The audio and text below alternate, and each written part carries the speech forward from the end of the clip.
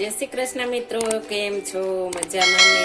આજે આપણે એકદમ સરસ અને ફરાળમાં પણ ખાઈ શકાય તેવા સાબુદાણા પાપડ બનાવીશું. આપણે સાબુદાણા પાપડ બનાવવા માટે મેં સાંજે સાબુદાણા પલાળી દીધા હતા. 1 કપ સાબુદાણા લીધા છે. આપણે એકદમ સોફ્ટ થાય તેવા પલાળવા દેવાના છે.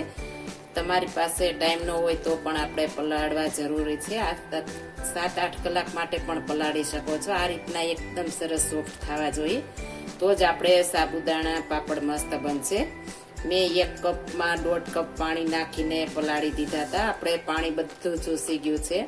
સાંજે પલાળ્યા હતા, સવારથી તો આપણે એકદમ મસ્ત આપણે સાબુદાણા ફૂલી ગયા છે. આ રીતના આપણે એકદમ ફૂલવા જોઈએ અને આપણે આ પાપડ ન તૂટવાની કે ન વણવાની ઝંઝટ વગર એકદમ સરસ આપણે ફરાળમાં પણ ખાઈ શકીએ, ઉપવાસમાં પણ ખાઈ શકીએ તેવા પાપડ બનાવીશું. હવે સાઈડમાં મેં પાણી ગરમ મૂકી દીધું છે. આપણે પાણી ગરમ થઈ ગયું છે, તેમાં આપણે સ્વાદ પ્રમાણે સિંધાલું નાખીશું. ફરાળ માટે આપણે લેવાના છે એટલે આપણે સિંધાલું નાખ્યું છે.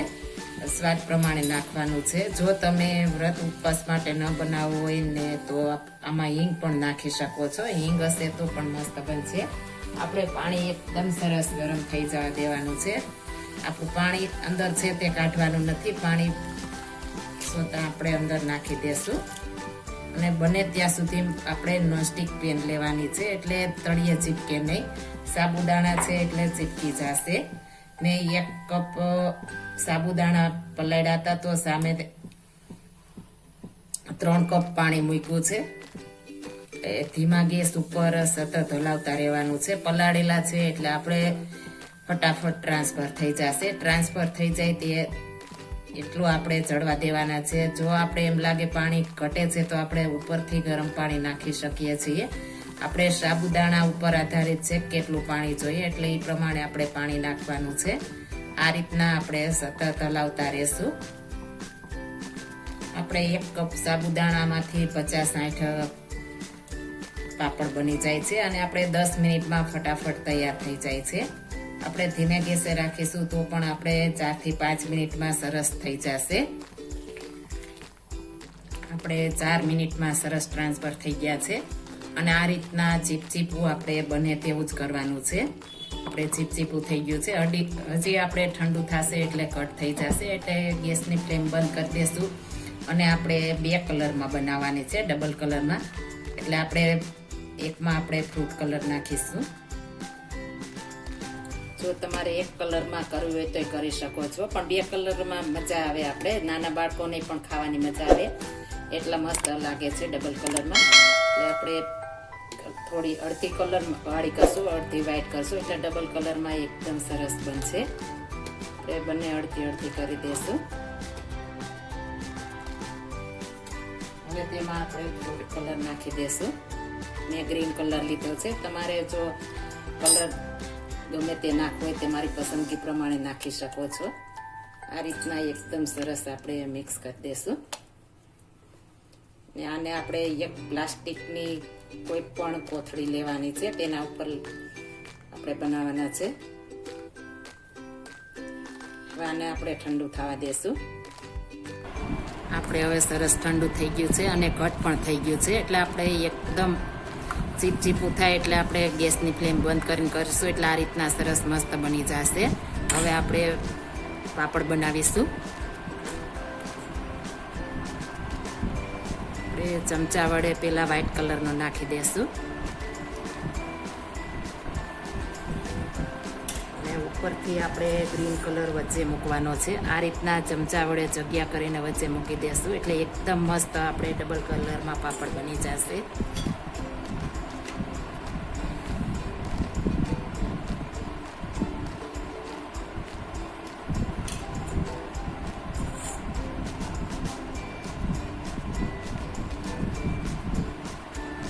આપણે થોડા છેટા મૂકવાના છે, નહીતર આપણે એકાબીજા ચીપકી જશે.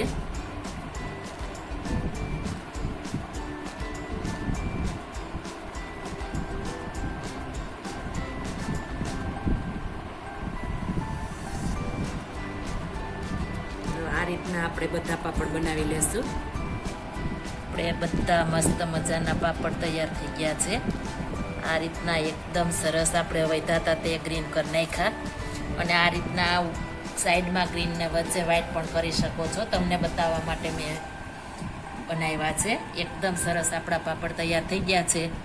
આને આપણે તડકાની પણ જરૂર નથી પડતી. આપણે પંખા નીચે બનાવીશું તો પણ સરસ થઈ જશે. આલા લીલા થાય એટલે સાઈડ પલટાવી લેવાની છે, નહીંતર પછી આપણે ઉખડશે નહીં. હવે આને આપણે સુકાવા દેશું.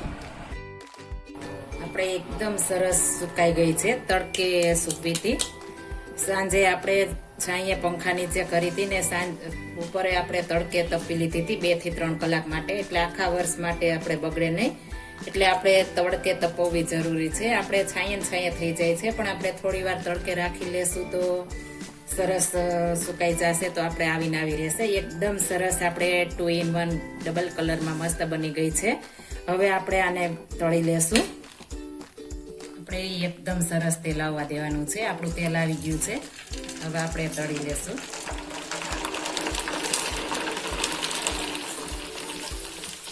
એકદમ મસ્ત આપણે ફૂલીને એટલી મોટી બની ગઈ છે.